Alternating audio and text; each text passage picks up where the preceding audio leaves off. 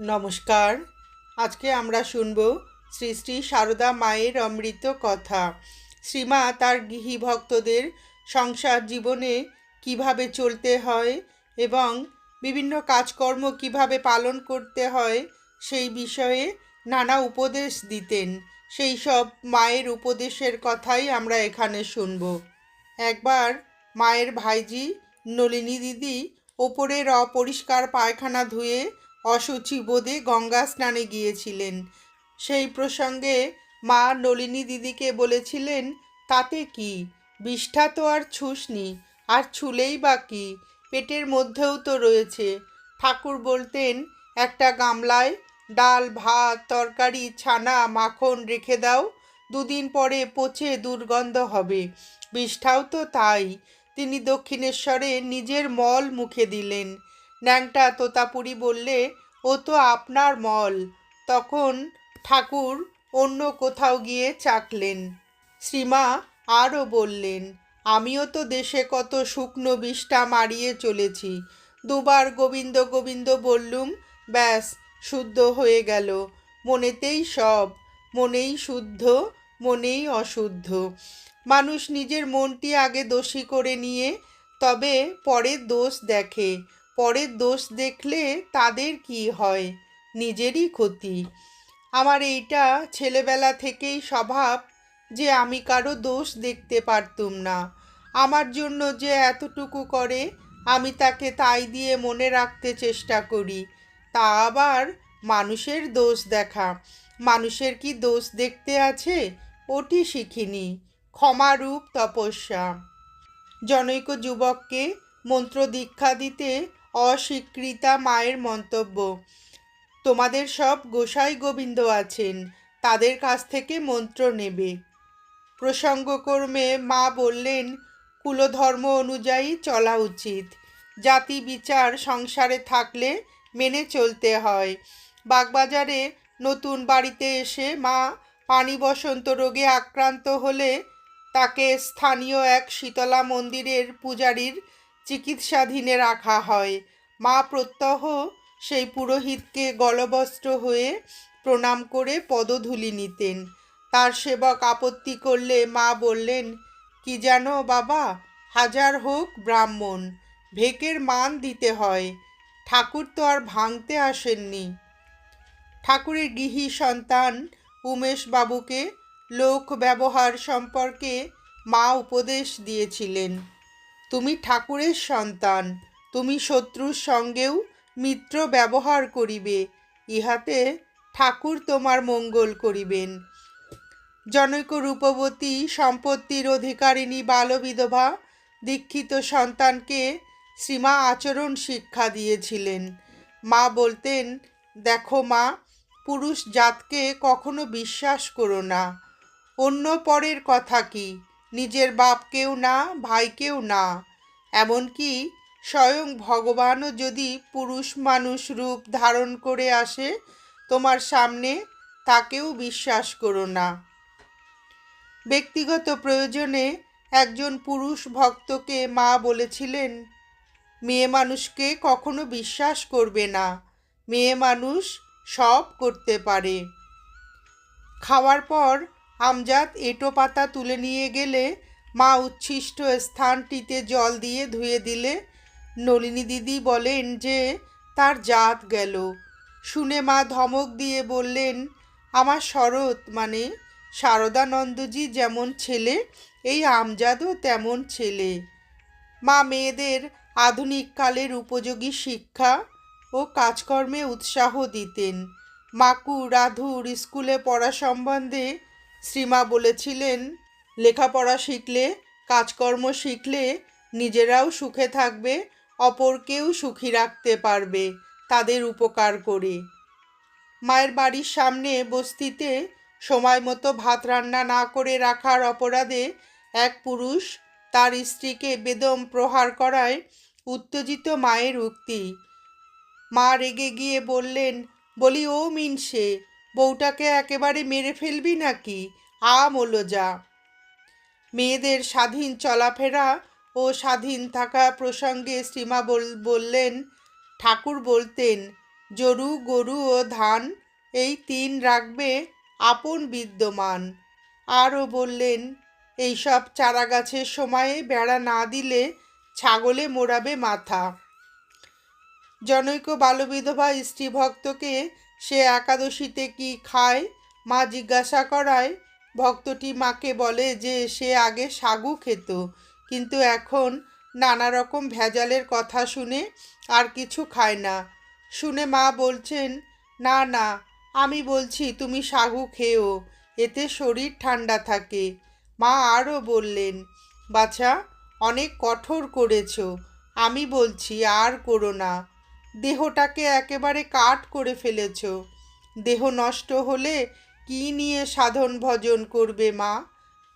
ভক্ত তেল মাখে কিনা জিজ্ঞাসা করে মা জানলেন যে সে বিধবা হয়ে পর্যন্ত তেল মাখেননি। মা তখন বলছেন, তেল মাখলে মাথা ঠান্ডা থাকে, তেলটি মেখো। একদিন নিবেদিতা স্কুলের জনৈক ছাত্রী মায়ের কাছে গেলে মা তাকে বোর্ডিংয়ের অন্যান্যদের কথা, চলার রাস্তার আশেপাশে কি দেখলো না দেখলো সেসব বিষয় প্রশ্ন করলেন।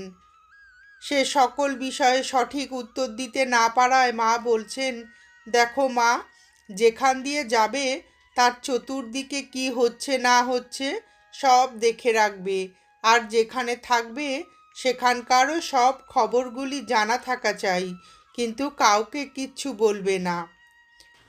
পূর্ববঙ্গ থেকে আগত জনৈক স্ত্রীভক্ত মায়ের বাড়িতে প্রসাদ পেতে বসে সেখানে ছোট ছোট বিধবা মেয়েকে মাছ খেতে দেখে অবাক হয় এবং মাকে সে কথা বলে, কারণ তাদের দেশে এমন হয় না, সমাজে বাধে। মা তাতে বলছেন, ওসব কি জানো? দেশাচার ও লোকাচার। আমাদের দেশে ছোট বিধবাদের মাছ খেতে ও গহনা কাপড় পরতে দেয়। ওদের আকাঙ্ক্ষা থাকে কি না, না হলে চুরি করে খাবে, যখন বুঝতে পারবে এটা সমাজ বিরুদ্ধ তখন ছেড়ে দেবে। পূর্ববঙ্গীয় জনৈক স্ত্রীভক্ত মায়ের বাড়িদের বালবিধবাদের মাছ খেতে দেখে আশ্চর্য হলে মা বললেন, ওদের ভেতরকার ভোগাকাঙ্ক্ষা কাটানোর জন্য ভোগ করতে দেওয়া হয়। তাতে স্ত্রীভক্তটি প্রশ্ন করলেন, মা, ভোগাকাঙ্ক্ষা কি যায়? মা তাতে বললেন, না মা, তা সত্য বলেছ, তবু বড় হলে 10 জনকে দেখে লজ্জা হয়। ঝগড়া বিবাদের সময়ও অপরের খোঁটা সইতে হয়, তাই আপনি সামলে চলে। নলিনী দিদি পায়খানায় ঘটি করে জল ঢেলেছেন বলে অশুচি বোধে গঙ্গা স্নানে গিয়েছিলেন অসুস্থ শরীর নিয়ে। মা তার কাছে অসময়ে গঙ্গা স্নান করিবার কারণ জানতে চাইলে তিনি তা বললেন। শুনে সামনে উপস্থিত রাসবিহারী মহারাজ বলেন, কলে নাইলেই তো হতো। মা সে কথা সমর্থন করে বলছেন, তাই তো, কলে নিয়ে গঙ্গা জল স্পর্শ করলেই তো হতো। চৈত্র মাসে একটি বিড়াল বারবার খাবার জলে মুখ দেওয়ায় পাগলি মামি বিড়ালটিকে তাড়া করে মারতে গেলে মা বাধা দিয়ে বলছেন, না না, পিপাসার সময় বাধা দিতে নেই, আর ও জলে তো মুখ দিয়ে ফেলেছে। উদ্বোধনে মায়ের ঘরে স্বভাব প্রসঙ্গে কারো সম্বন্ধে মা বলছিলেন। মা বলছেন, স্বভাব ছাড়িতে নারে জীবের দায় দায়, স্বভাব ছাড়িয়ে ভজে ভজি তার পায়। ভক্ত এর মানে জিজ্ঞাসা করলে মা বলছেন, মানুষ স্বভাব ছাড়তে পারে না। চৈতন্যদেব বলেছিলেন, স্বভাব ছেড়ে যে আমার ভজনা করে তাকে আমি ভজনা করি। ভক্ত বললেন, মা, আপনি যে জয়রামবাটিতে বলেছিলেন স্বভাব বদলালে তো হয়, আর একদিন বললেন কারো কারো প্রকৃতিটি এমন যে দেখলে ভালোবাসতে ইচ্ছা করে, আবার কাউকে দেখলে কীরকম মনে হয়। মা বললেন, ঠিক বলেছ বাবা, তাই তো, স্বভাবই তো সব, আর কি আছে। মায়ের দক্ষিণেশ্বরে থাকাকালীন ঠাকুরের শিক্ষা। মানুষের আচরণ, সংসারের ভয়ে জনৈক ভক্তের আত্মহত্যা ইত্যাদি প্রসঙ্গে তিনি পরবর্তী সময়ে আত্মনিয়ন্ত্রণের প্রয়োজনের কথা বলছেন। মা বলছেন, মন না মত্ত হস্তি মা, হাওয়ার সঙ্গে সঙ্গে ছোটে, তাই সৎ সৎ বিচার করে সব দেখতে হয়, আর খুব খাটতে হয় ভগবানের জন্য। তখন আমার এমন মন ছিল, দক্ষিণেশ্বরের রেতে কে বাঁশি বাজাতো, শুনতে শুনতে ব্যাকুল হয়ে উঠত আমার মন। মনে হতো সাক্ষাৎ ভগবান বাঁশি বাজাচ্ছেন। অমনি আমার সমাধি হয়ে যেত। আহা, বেলুড়েও কেমন ছিলাম, কি শান্ত জায়গাটি, ধ্যান লেগেই থাকতো। তাই ওখানে একটি স্থান করতে নরেন ইচ্ছা করেছিল। আর এই যে বাড়িটি হলো, এর 4 কাঠা জমি কেদার দাস দিয়েছিল। এখন জমির দাম কত, এখন কি আর হয়ে উঠতো? কে জানে, সবই ঠাকুরের ইচ্ছা। ধ্যান জপের সাহায্যে সব মানুষের মধ্যে অদ্বৈতের উপস্থিতি অনুভব করে অশান্ত মনে শান্তি আনার কথা মা বলেছেন ভাইজিদের আচরণের প্রসঙ্গে। সাধন করতে করতে দেখবে আমার মাঝেও যিনি, তোমার মাঝেও তিনি, দুলে বাগদি ডোমের মাঝেও তিনি। তবে তো মনে দিন ভাব আসবে। ওর মানে পূর্বোক্ত নলিনী দিদির আত্মীয়া, ওর কথা কি বলবো মা। জয়রাম বাটিতে ডোমেরা বিড়ে পাকিয়ে দিয়েছে, ঘরে দিতে এসেছে। আমি বললুম ওইখানকে রাখো, তা তারা কত সাবধান হয়ে রেখে গেল। আর ও বলে কি না, ওই ছোঁয়া গেল, ওসব ফেলে দাও, এই বলে তাদের গালাগাল। তোরা ডোম হয়ে কোন সাহসে এমন করে রাখতে যাস? তারা তো ভয়ে মরে। আমি তখন বলি তোদের কিচ্ছু হবে না, কোনো ভয় নেই। আবার তাদের মুড়ি খেতে পয়সা দিই, এমন মন ওর। রাত 3টের সময় উঠে আমার ওই দিকের উত্তরের বারান্দায় বসে জপ করুক না দেখি, কেমন মনে শান্তি না আসে? তা তো করবে না, কেবল অশান্তি অশান্তি। কিসের অশান্তি তোর? আমি তো মা তখন অশান্তি কেমন জানতুম না। এখন ওই ওদের জন্য। আর কিক্ষণে ছোট বউ ঘরে এলো, আর তার মেয়েকে মানুষ করতে গেলুম, সেই হতে আমার যত জ্বালা। যাক, সব চলে যাক, কাউকে আমি চাই না। এ কি মেয়ে সব হলো গা, একটা কথা শোনে না, মেয়ে লোক এত অবাধ্য। অপর আরেকটি ঘটনার কথা। একদিন নলিনী দিদি ভিজা কাপড়ে এসে বললেন যে কাকে তার কাপড়ে প্রস্রাব করেছে বলে তিনি স্নান করেছেন। শুনে মা বলছেন, বুড়ো হতে চললুম, কাকে প্রস্রাব করে কখনো শুনিনি। বহু পাপ মহাপাপ না হলে কি মন অশুদ্ধ হয়? শুচিবাই, মন আর কিছুতেই শুদ্ধ হচ্ছে না। আর শুচিবাই যত বাড়াবে তত বাড়বে, সবই যত বাড়াবে তত বাড়বে। আমি তো দেশে কত শুকনো বিষ্ঠা মারিয়ে চলেছি, দুবার গোবিন্দ গোবিন্দ বললুম, ব্যাস সব শুদ্ধ হয়ে গেল। মনেতেই সব, মনেই শুদ্ধ, মনেই অশুদ্ধ। ধর্মের ভিত্তিতে প্রতিষ্ঠিত ভবিষ্যৎ দৃষ্টিযুক্ত সমাজ মায়ের কাম্য হলেও সমাজে বাস করে সবসময় তার বিরুদ্ধতা করা যে চলে না, মা তা জানতেন। তাই শ্রীমা বলতেন, দেশাচার লোকাচার মানতে হয়। দেশাচার মেনে চললেও মা দেশাচারের নামে মানুষকে পিষে মারার পক্ষপাতী ছিলেন না। বাংলাদেশে বিধবাদের আহারা দিতে কঠোরতা তিনি সমর্থন করেননি। জনৈক বিধবা স্ত্রীভক্ত এই কঠোরতা করেন শুনে মা তাকে বলেছিলেন, তুমি রাত্রে রুটি পরোটা ইত্যাদি খেও, ঠাকুরকে নিবেদন করে খেও। মায়ের দীক্ষিতা ক্ষীরোদবালা রায় বাল বিধবা হওয়াতে দেশাচার অনুসারে তার মাথার চুল ছোট ছোট করে ছেঁটে ফেলায় গোলাপ মা ও যোগিন মা এর অযৌক্তিকতা দেখিয়ে সহানুভূতি প্রকাশ করলে মা বলেন, বেশ তো করেছে, চুল থাকলে একটু বিলাসিতার ভাব আসে, চুলের যত্ন করতে হয়। যাই হোক মা, কেশের সেতু পার হয়ে তুমি এখানে এসে পৌঁছেছ, যার জন্য এত কঠোরতা, তোমার সে কাজ হয়ে গেছে। এখন আমি বলছি, আর কঠোরতা করো না। বালবিধবা সবাসনা দেবীকে নিরম্ব উপবাস করতে দেখে মা বলেছিলেন, আত্মাকে কষ্ট দিয়ে কি হবে, আমি বলছি তুই জল খা। মামি সুরবালা দেবী বৈধব্যের পর বাকি জীবন হব্বিষ্যি করে কাটাবার প্রস্তাব করলে মা বলেছিলেন, আত্মা যদি কিছু খেতে চায় আত্মাকে দিতে হয়, না দিলে অপরাধ হয়, সে কাঁদে আমাকে দিল না বলে। শরীর ধ্বংসকারী সামাজিক বিধিনিষেধে বিরোধী করে মা বলতেন, খেয়ে দিয়ে শরীরটাকে ঠান্ডা করে নিয়ে ভগবানকে ডাক, না করবে চুরি, না করবে দাড়ি, খাওয়া দাওয়ায় কিছু দোষ নেই। মা নিজে একাদশীর দিন নিরম্ব উপবাস না করে লুচি খেতেন। একবার অন্নপূর্ণা পূজায় কিরণবাবুদের বাড়িতে আমন্ত্রিত হয়ে মা বলে পাঠিয়েছিলেন, অন্নপ্রসাদ না খেলে আমার শরীর ভালো থাকে না, তোমরা সেদিন ঠাকুরকে অন্ন ভোগ দেবার ব্যবস্থা করবে। কোয়ালপাড়ায় একদিন গ্রামের এক ডোমের মেয়ে মায়ের কাছে এসে কেঁদে নালিশ করল যে তার উপপতি সহসা তাকে ত্যাগ করেছে। লোকটির জন্য সে সর্বস্ব ত্যাগ করেছিল, কিন্তু এখন সে সম্পূর্ণ অসহায়।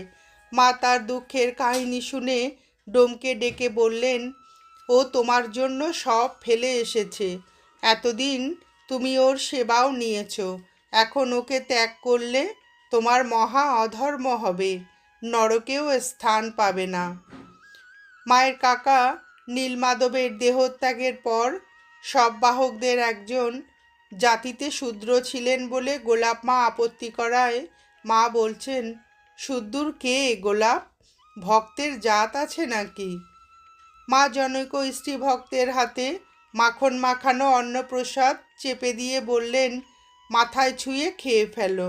ভক্ত বলল, মা আমি কায়স্থ, আমাকে তো খেতে খেতে ছুঁয়ে দিলেন, এখন আপনার কি করে খাওয়া হবে?